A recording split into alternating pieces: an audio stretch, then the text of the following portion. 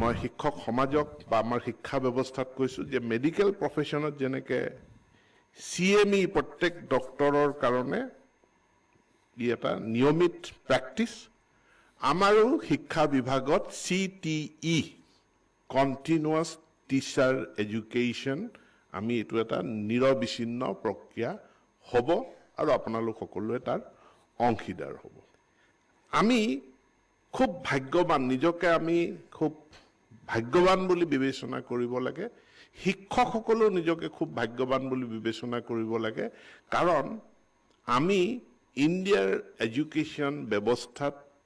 আটাইতকৈ গুৰুত্বপূৰ্ণ ট্ৰান্সফৰমেশনৰ transition stage এটাত আমি কাম কৰাৰ সুযোগ পাইছো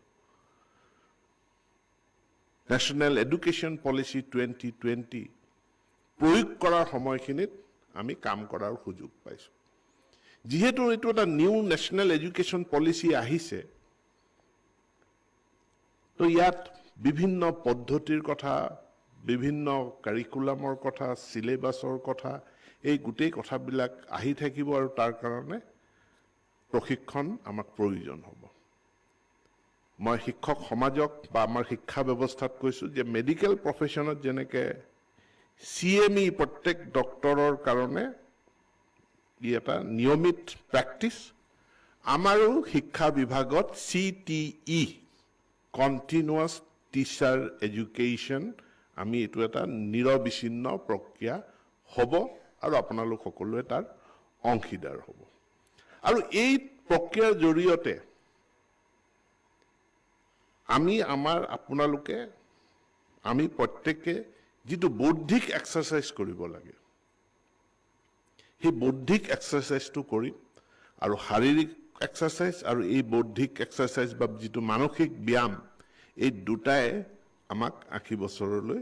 লৈ যাব কে ছাত্ৰ ছাত্ৰীৰ কাৰণে আপোনালোকে প্ৰশিক্ষণ লৈছো এটো না ভাবিব এই প্ৰশিক্ষণ আমাৰ নিজৰ কাৰণে এই প্ৰশিক্ষণে আমাৰ জ্ঞান বুদ্ধি এখিনি বৃদ্ধি কৰিব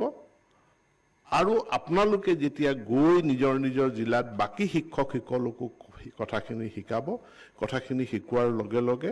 ইয়াৰ এটা ডাঙৰ ইম্প্যাক্ট আমাৰ শিক্ষা ব্যৱস্থাত পৰিব বুলি মই আশা ৰাখিছো আৰু এই ব্যৱস্থা লোৱাৰ কাৰণে মই সেৱাক ধন্যবাদ জনাইছো